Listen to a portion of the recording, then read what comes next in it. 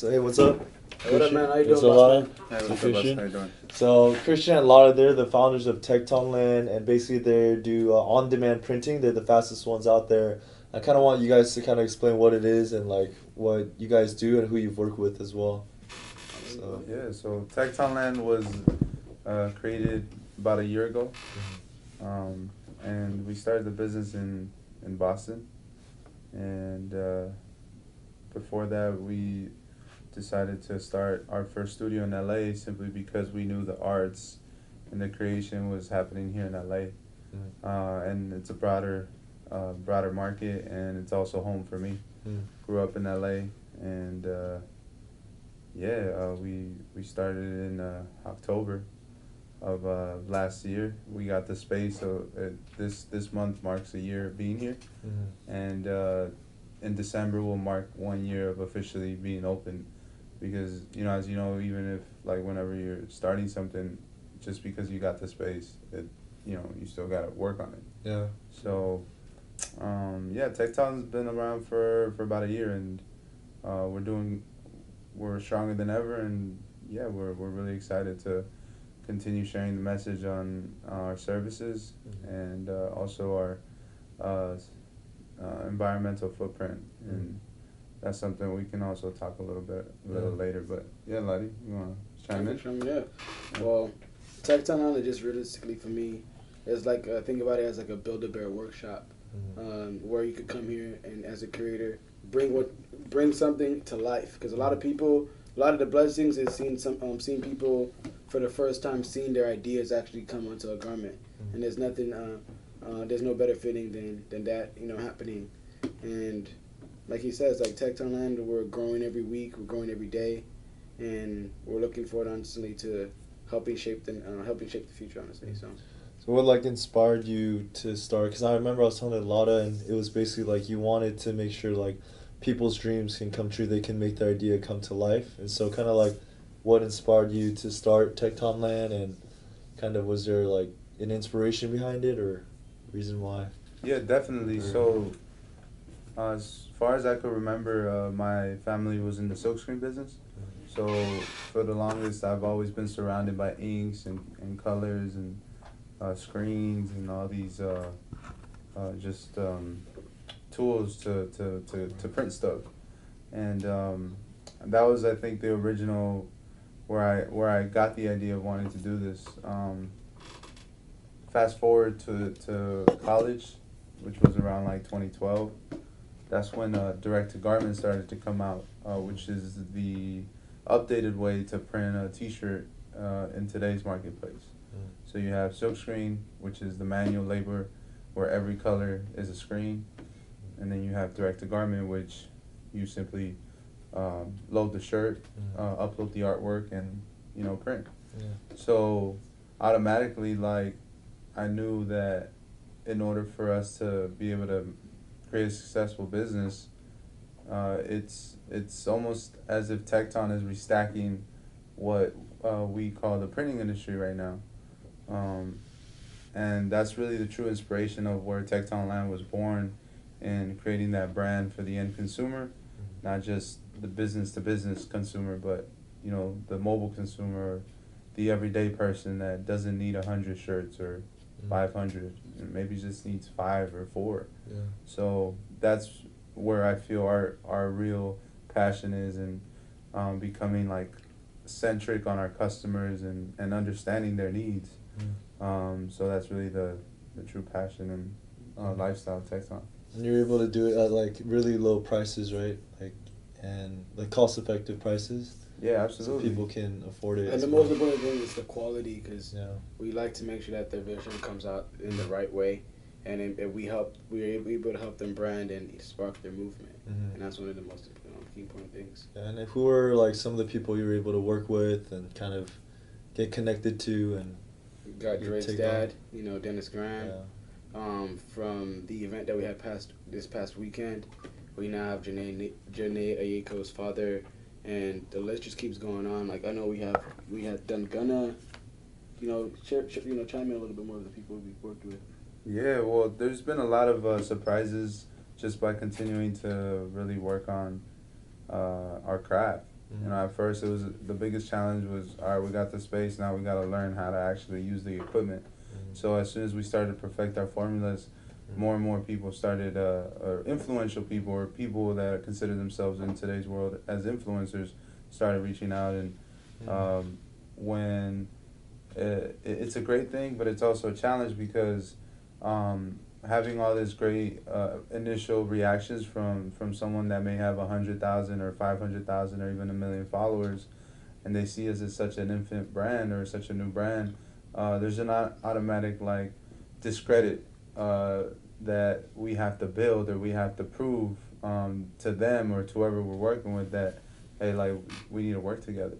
So we've embraced that to the point where we've created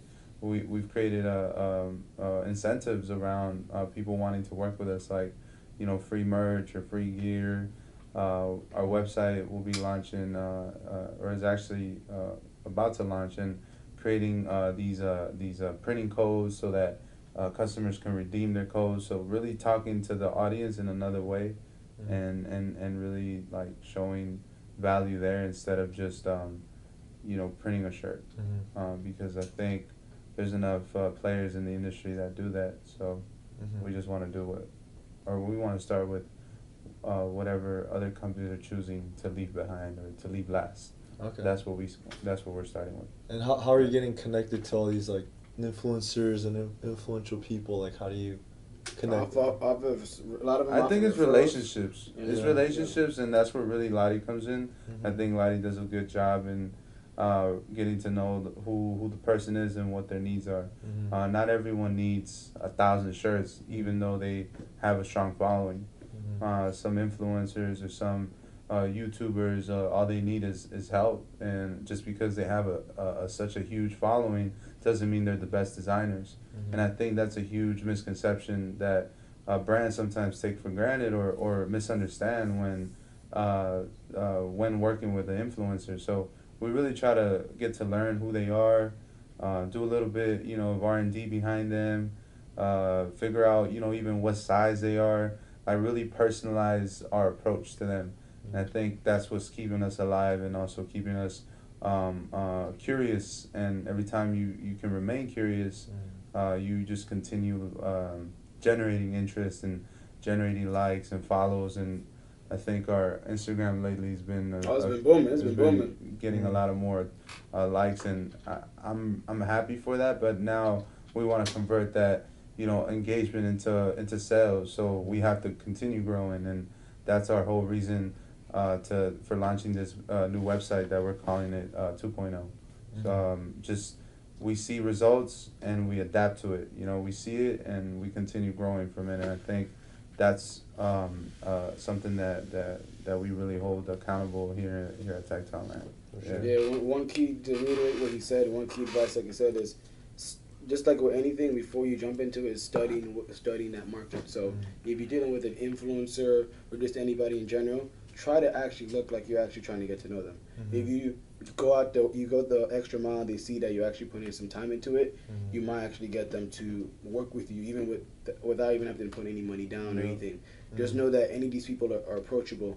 You just gotta just think outside the box and be a little bit different from everybody else, and actually go out your way to really do research on them. That's very, very crucial to really lock in them in. Yeah, and I guess let's kind of go backtrack. So where did you guys grow up? Like, did you guys have a background in business, entrepreneurship, and kind of? I'll go ahead. Yeah. Well, I'm from London in Nigeria.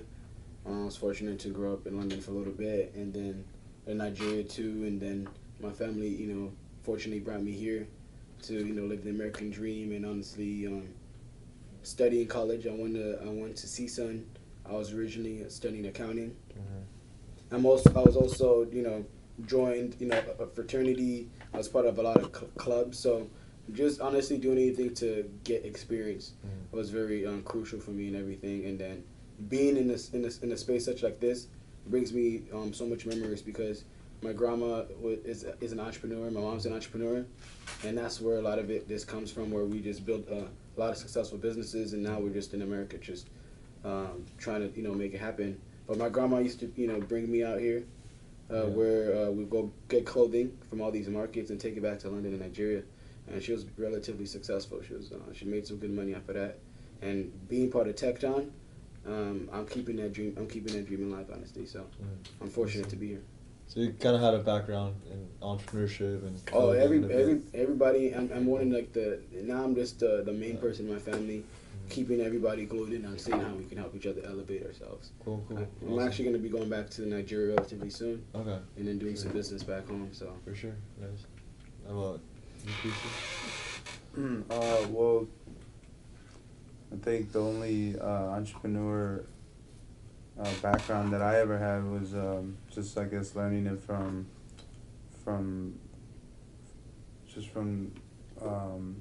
conducting indirect businesses, things like, like being very early on, I was in a ballet. I was doing ballet as a ballet driver.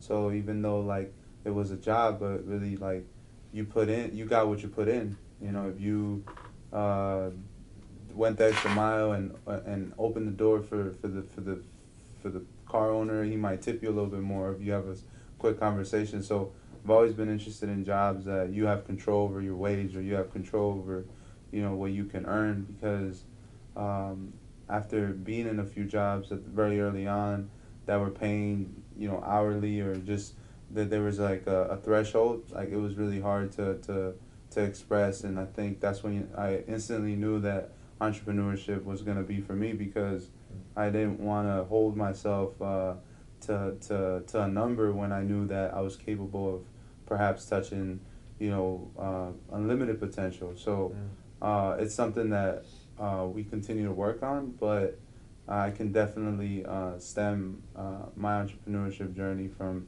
just maybe my moves as a just growing up, just to survive. So I think that was entrepreneurship growing up. It was just a mode of survival more than just like trying to make money or trying to build a business. So I think that's where it stems from. So did it become like a passion for you, like clothing too, or was it like you found that passion as you were doing entrepreneurship, or kind of like how did you? Because like there's people, they want to find their passion and like, and they might be surviving, but like how do you find what you're passionate about and like they actualize that into something like tangible, I would say honestly, for me, like I reiterated in the beginning, like I started off with accounting. I realized early and that I pictured myself 20 years from now. Do I really see myself doing that? My mom used to work for Country Home Loans, and she was pretty successful with that. But like you said, I didn't want to be limited where someone is controlling my life. I rather struggle and try to figure out, and by trying out different avenues and figuring out how I can get myself to the next level. I've been fortunate to be a part of other successful companies in the past or movements, and I've helped in different shapes or ways. And now I'm just in a position where I feel a little bit more polished to utilize some of my resources for the key things that need to be done for Tekton or any other business that needs my help. Okay, for sure. And for you, Christian, like your passion, or was it just kind of led into this, or?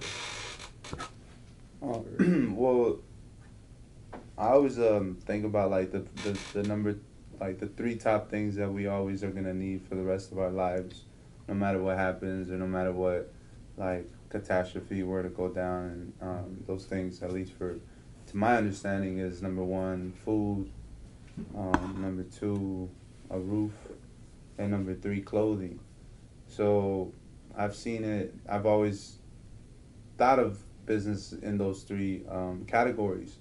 And as an entrepreneur, I think the biggest challenge is that you get so excited that you want to like do everything, that now being or doing this for quite some time, you quickly realize that you can do it, but you have to prioritize which one comes first.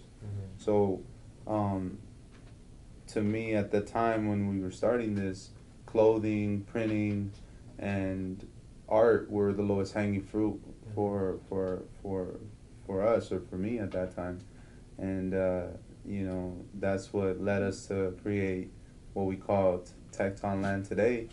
And it was just a combination of things that were either already in my life or things that I was trying to figure out that I could maybe combine with what I already knew. So it's Tektonland is simply a reflection of things that things weren't supposed to come together, that maybe we figured it out just by trying or just by failing, and we said, oh well, next day works, well let's go next day, or unlimited colors with no minimums, and then everyone's gravitating towards that. So testing and always like being open to actual feedback, I think, And adapting is and key. adapting. Yeah, and we talk about that all the time, like adapting and not being afraid. Like if you thought you won today and someone copied you, or you think someone's trying to get your whatever it is that you have, instead of using that as a mechanism to like drain yourself, it should serve as motivation to continue to be different, or continue, like, if just continue working at it. And Mamba mentality, honestly. Yeah. Just, Hey, shout out to Kobe, Yeah. So what keeps you guys going when like things get tough? Because there's times, I'm sure you felt like as a startup too, like things weren't going so well, or like, you feel like, why am I putting all this time and effort into this when the returns, you don't see it right away? Because entrepreneurship, you're not going to see like the returns right away, right? It's not like quick. up It's and down. it's a slow and steady race. Yeah, and you don't know the final result. So like, what keeps you going, and like, how can you keep going when you feel like, should I give up, or you know what I mean? Like, for me personally, yeah, knowledge is key. Like those 3 key books right here. That's the music industry book, the startup playbook. Just knowledge is one of the key things. Motivating pages like yours, my page, Road to a Billionaire, Ask a Millionaire, some of the most successful people that I'm already tied in through a small network on Instagram, posting motivational postings, reminding myself like, why am I doing this? Because everything that we're doing, I think for us, it's more than just for us. It's I'm looking for my future, and leading my family towards the best direction, and just making it more essentially easy. But I just honestly love the hustle and the grind of being an entrepreneur, and it's not for everybody. You got to be willing to struggle and push through it. And the key thing is seeing where you're already at, or seeing where you want to be, and not really worrying about what's going on now, and then trying to be the most important. The key thing is trying to be the best version of you. Don't compare yourself to anybody else. Try to tweak out things. Try to figure out what things are working, what are not working, and just focus on what's already working and keeping it pushing it from there, honestly. Sure. I have a great quote. It says, "Fast cash equals fast crash." And I We think need to make a shirt out of that, though. and I think that if you think about it, like, everyone wants to make fast money. Everyone wants to be a millionaire and make all of their fortune. And I think everyone has a time in their life that gets a chance at that. The trick or the challenge is, can you be patient? Can you hold it down until that day comes? And I think that's how I wake up. That's how I think about this business, and I think about life is, can we just be patient enough to see that day? And maybe it might be fortune in other ways, beyond monetary. It could be like having your own family. It could be traveling to that one place that you've always wanted to, or finding that person that you've been looking for your whole life. So it could be in a lot of ways beyond money, and that's one thing that entrepreneurship doesn't really highlight, is beyond the financial success. What else is beyond the money? You got Health. like family, health. What's the richest man in the hospital, or the richest man in the graveyard? Like, we've seen that numerous of times with in the music industry, with Tech world, any tech world, all these being suicidal, a doctor, anything. news that we hear of. So the data is out there, and the evidence is very clear. So just having that perspective of, like, the day's gonna come, and until then we gotta work, and we gotta continue being consistent, and remind ourselves, like Ladi's saying, that yeah, this is just something that will come to pass, and we'll get to, you know, to the 10 stores or whatever it is that the milestone is, you know. So yeah, man. What are, I guess, stories, I guess, when you guys were going through as like an entrepreneur, some of the, I guess, hard times and struggles that, like, I guess not many people know about or hear about, but that kind of allows you to be where you are today. Okay, well, Yeah. one of the struggles I had was, I think I had like an artist that I was helping out from out of town that came in, and I hosted him. You know, allowed him to stay in my place, and you know, things happen when you start helping out people. Sometimes you help out the wrong people, and I end up losing my place because, you know, I had a person like I guess did something that didn't really work out for my living situation, and I had to make sure that the artist was good. So I stayed you know, shut out a lot of money to make sure that we were able to have a roof over our head, to the point where the artist had to finally leave home. I had to go back home, recuperate, and then map out and stick to myself and figure out, okay, what's my next plan. And from that experience, the beautiful thing is, whenever you fail, that means you're getting closer to your success. You need to be able to. If you have to fail a million times, you're gonna get it the million and one time. And that's one key thing that's always resonated with me, kind of like that Big Sean record, Bounce Back, is just knowing that you're going through these experiences to get you to be prepared for that real situation. Just like what Christian said. Yeah, I think like Thomas Edison, he found, like, I forget how many times he failed to make the light bulb, right? And then he finally made it after never giving up, right? So it kind of reminds me of what you just said. But Yeah, just even like one of the most revered photos is that Jeff Bezos photo. yeah, Of him, you know what I'm saying? Like, I think Amazon. in the night, yeah, in Amazon, and that dude is like the richest person in the world, like, Yeah, and it yeah. just keeps increasing ever. But like you said, that was a slow and steady process, you know, and slow and steady wins the race at the end of the day, and Took just a making vision. sure that the most important thing is being in tune with yourself and not really worrying about anybody else. Because I know with social media and people, you know, you looking at other people's feeds, you know, just try to focus on you. You know, and that's, So how do you do that? Like, how do you focus on you when, like, there's so much noise, and like, what are some things you do to, like, focus on yourself and be in tune with yourself? for me, that's why, for me, the beautiful thing, that's my Instagram, honestly. Like, my Instagram, like, you can see from the beginning my growth from when I first created it. You'll see me, my fraternity times, wilding out, turn up frat dude, to like the person I am today, as far as me, you know, being tied in with a lot of these celebrities and stuff like that. So just posting motivational postings, looking at other successful people, you know, learning from my partners, and honestly, I'm just fortunate to be connected with you and a few of these people that, you know, that I'm tied in with my network, and I'm motivated every day. Honestly, like people like Diddy, you know, and striving to be the best person I can be. Honestly, For sure. I think you know, a lot of people want to do startups, and obviously a lot of startups fail and entrepreneurs fail. Like, it's not easy journey and stuff, but you guys have made it, I would say, like, or you guys are on the way to making it. And so what are some words you could say to those, like, aspiring entrepreneurs or people who want to create something, you know, but they're like, oh, maybe they don't have the resources, maybe they don't have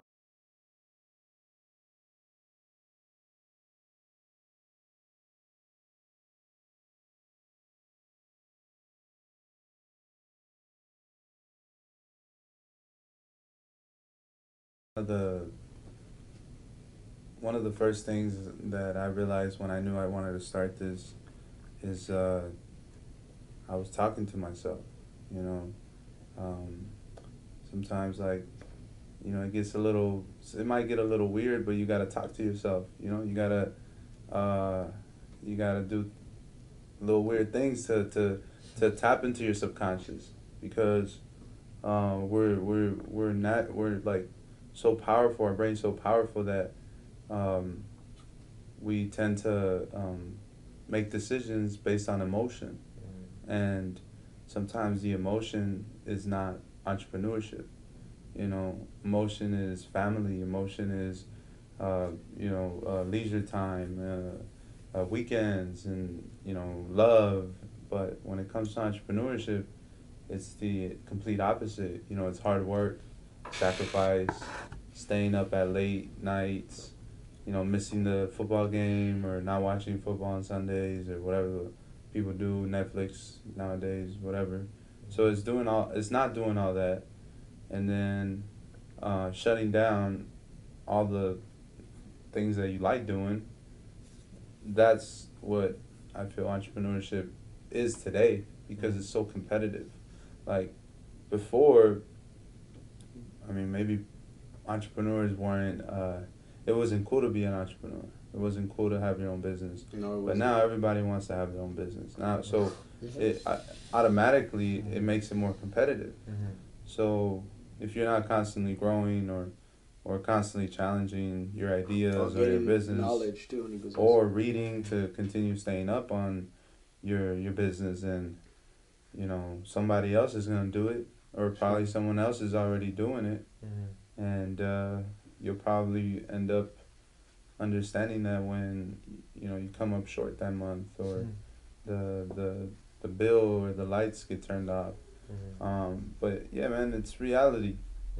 Cool thing about Tektonland is that we have a physical location, which is pretty rare too, and gives us flexibility to attract and to retain customers, because our online presence has never been as strong as our offline presence. So I think we're in a unique position to now introduce and migrate everyone that we've created in our communities and start to educate them and bridge them online and see who else we can tap into. So it's interesting times that we're living and working here every day.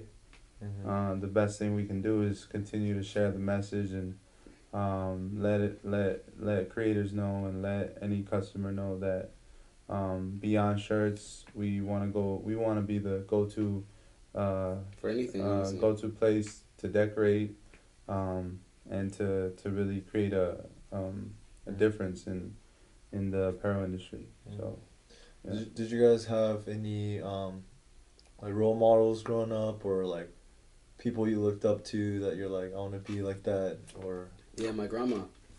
My grandma was a multi-millionaire. God rest in peace. She died like last year. She killed it in real estate in Nigeria. Also killed it in the fashion business in Nigeria as well.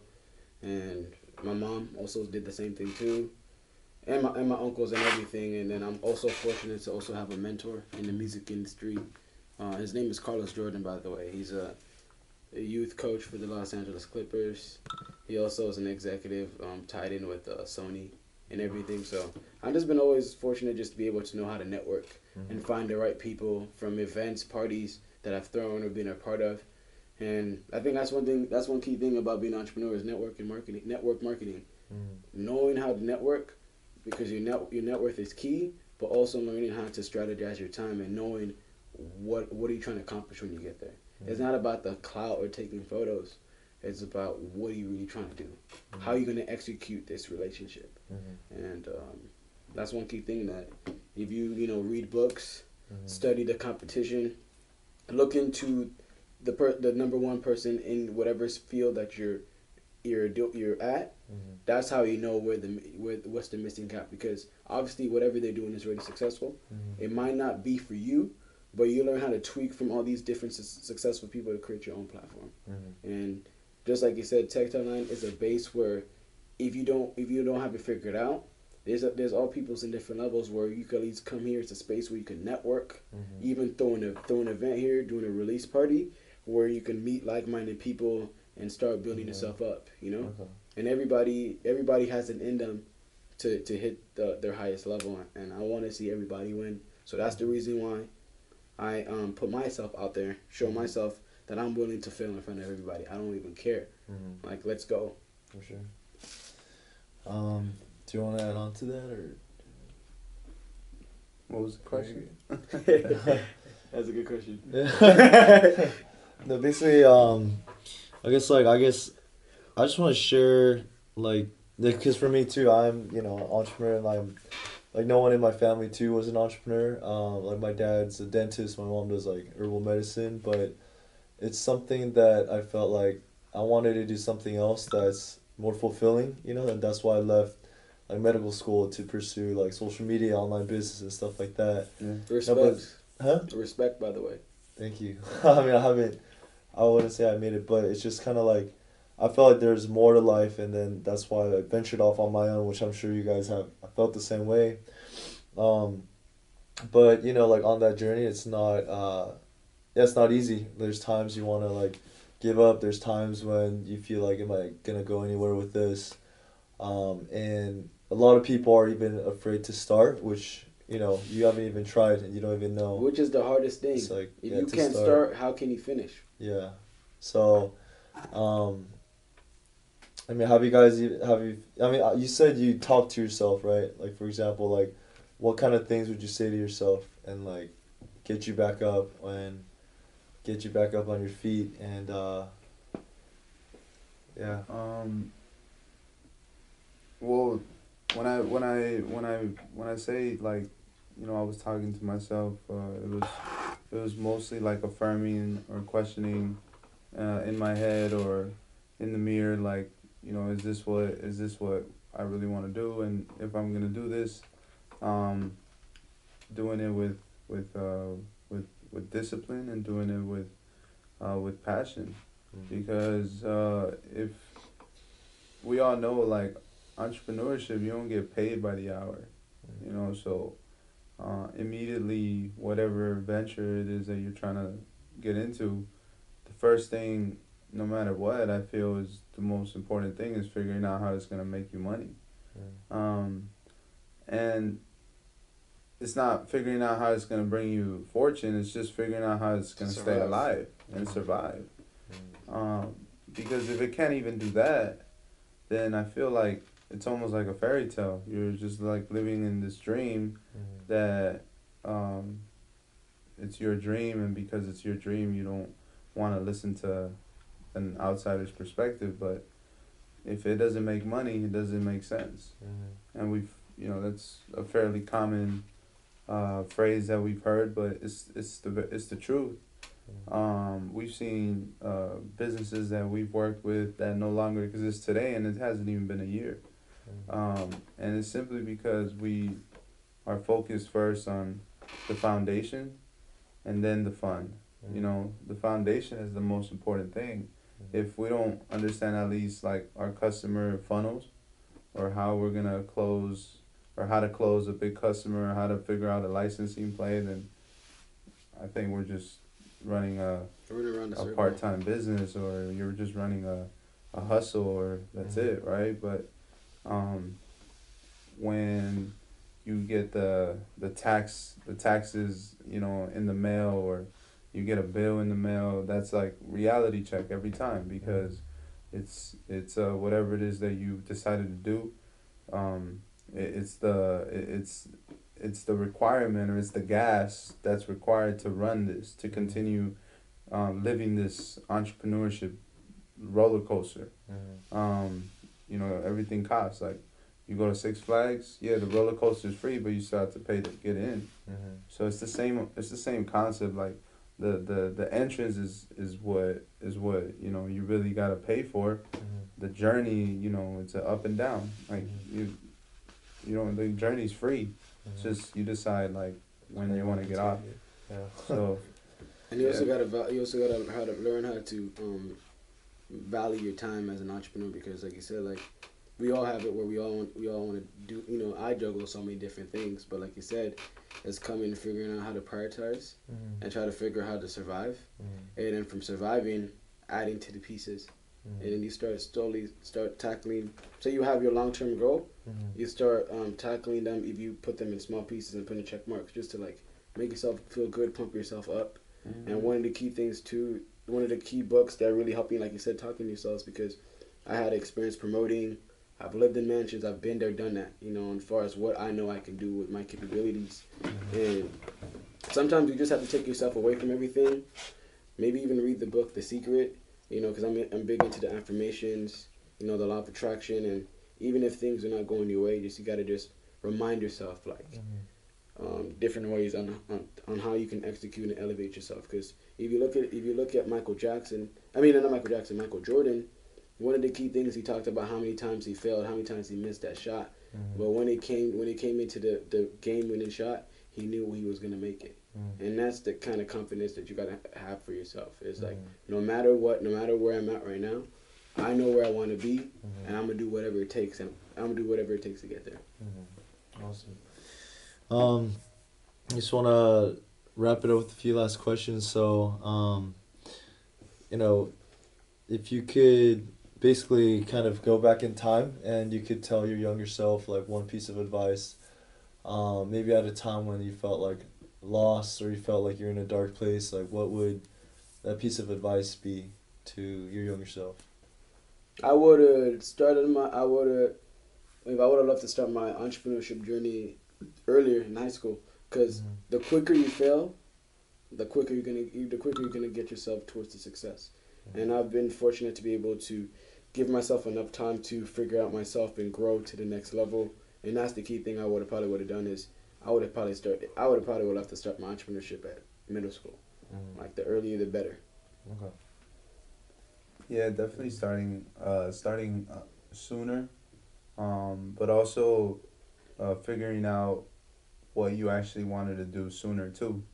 I didn't really know I wanted to do this until I graduated college, and I imagine if I would have known I want to actually do this maybe in high school, perhaps we'd be 5 years ahead of today. So that I think that would probably be the best thing or the thing that I would have loved to change, but then reality tells me like, what if it was meant to be this way? You know, what if like this was the failure was part of the way to get here, because a good indication that I like to always think about is how did I get here? You know, like how did I actually get to, you know, knowing Ladi or even having this space? Like there's a lot of things that had to happen back to back to back to back for this to go down the way it did. So to me, that's enough evidence that I'm doing something right. And if I continue doing it, then maybe I just continue getting more lucky. You know, because to me, luck stands for labor under correct knowledge, and that's, you know, how people get lucky. And I think we've been getting lucky simply because of our hard work and also collaborative work. Hard work is great, but I think collaborative I work think also is even, accountability has been the most important thing because we've been me and him been having back and back conversations, team meetings, and just realistically just being real with each other. Like, hey, this is what we probably need to work on to maybe elevate ourselves. And that's why this month, like, we ready to like. and even waking up early too, like simple stuff like that. I hate being a morning person, but I know if I wake up an hour earlier, it's gonna be better. Yeah. So It's like habits that you Habits. develop, right? yeah, you know, staying up late, people. That's like the mantra of an entrepreneur, right? Like no sleep. But if you're like not sleeping and you don't know why you're not sleeping, or you don't have your schedule as to why you decided not to rest that day, then you're playing yourself, you know. And I think when you have your list or you're writing stuff down, we tend to keep everything in our head, you know, like I tend to do that a lot, and he had to get me like, bro, you need to start like where's your list? writing these things down. Cause I tell I that just to love to everybody. play. I love to play like, yo, okay, cool. What do I gotta do? What do I gotta do today? That's how. Or they I put it operate. on their phones and stuff, and that's the worst thing that you could do for your life vision or for your life goals. Like you can go around and do that to your day, and it's like whatever because it's just one day. But what if that day had you followed your rubric or your playbook, which to me is that list that Lottie talking about? Then you could have probably met that one lead or closed that one deal that now could pay for, you know, your travels or that vacation that you want to take. So So writing down your goals, basically. yeah, write them Writing down. down your Well, goals, not even the not goals. even the goals. Actually, Writing down the to-dos for the day. and not even just not even just Yeah. not even just the to-dos. Because I've been fortunate with like what my mentor. I've seen like he's mapped out what he needs to do like with these executives and people who are really doing things. They map it out a year in advance, and a year and a half in advance, where they're able to, even if it doesn't go that way, they're able to tweak it and it still hits whatever they're trying to hit, and that's how they hone in on being successful. And that's the key difference. Yeah. Is learning how to taking it from a day to a month to a year and 2 years in advance. And I'm telling you, that's how you're always gonna be ahead of the game. Like if people learn to actually use the Google Calendar like they know how to use Instagram, I think that we would see a lot more successful entrepreneurs, hands down. And you know, I say that because I'm a living student of it. It was one of the hardest things that I had to stop doing. Like I had to stop leaving it up to my head because, you know, you forget. Like you got 100 things running through your head every hour. It's very hard for you to like remember everything. I mean, the best of the best write things down. You know, and that's been the biggest change that I've seen in performance and accountability. Because if you're accountable to your business goals, then why would you fail? You know, why would you like not make it? If there will be no excuses either. Too. Yeah, like you'll be able to evaluate yourself in a better way. You know, okay, this is where I came up short. This is what I maybe need to improve on. Let me work on that, hone on that, and then I'm ready to take it to the next level. And you also have to like focus, right? Like on what your goals are, the top goals. So do you guys have stuff like that you do to like focus on your top goals? Like yeah, so what I like to do is I'll write everything down. Yeah. And then I'll number them. You know, so if I have like 20 things down, I'll just number the top because I know I'm not gonna do all 20 in one day, but I know I'll do for sure 5.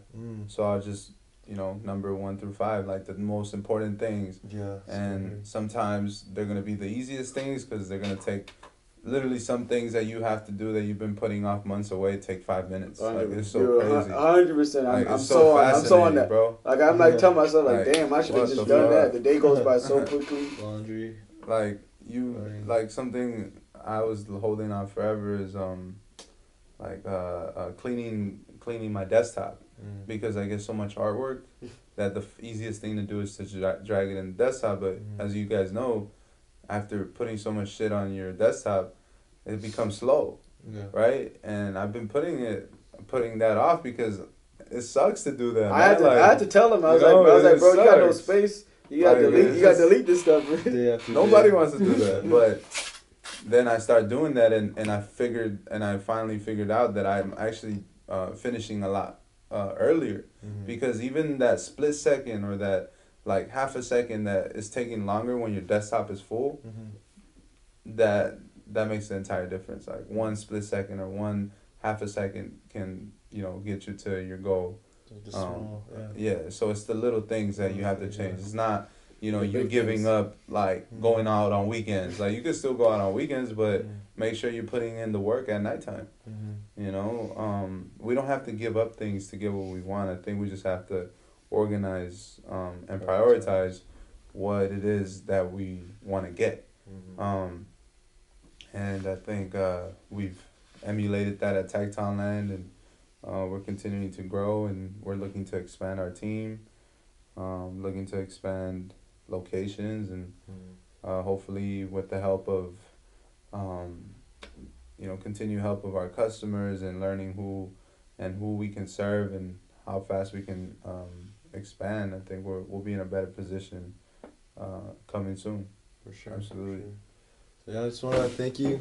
Thank you, bro. Hey man, thank you, bro. Sure. I appreciate you, and hopefully, we do this again at a bigger venue. Yeah.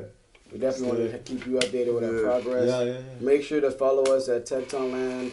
You guys can catch me on Instagram at Londonian Gaga. I'll get it off of Ray. For sure. And let's get it rock and rolling. And I want everybody to win. Yeah. Be the best you. Your only competition with yourself. Stay tuned for updates. And, Yeah. yeah. Thank you.